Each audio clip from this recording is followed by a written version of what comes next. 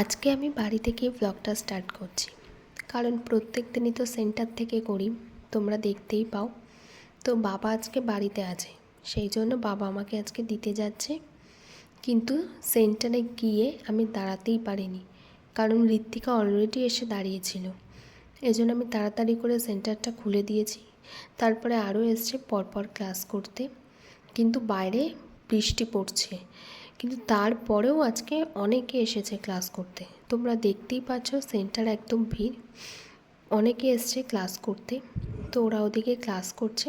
আমি আবার অনেকক্ষণ পর তোমাদের সামনে আসলাম, সবাই বেরিয়ে গেছে ক্লাস করিয়ে। আর এইখানের মেলাটা এখনও চলছে, কিন্তু মেলাতে আমি খুব একটা ঢুকিও না, কারণ এই বছরে মেলাটা আমার পছন্দই হয়নি একদম। এখন যাচ্ছি বাড়িতে, আর মা করেছিল আমার পছন্দের ফ্রাইড রাইস আর পনির। ডিনারটা জাস্ট জমে গেল। তাহলে ভিডিওটা এখানেই শেষ করলাম, টাটা।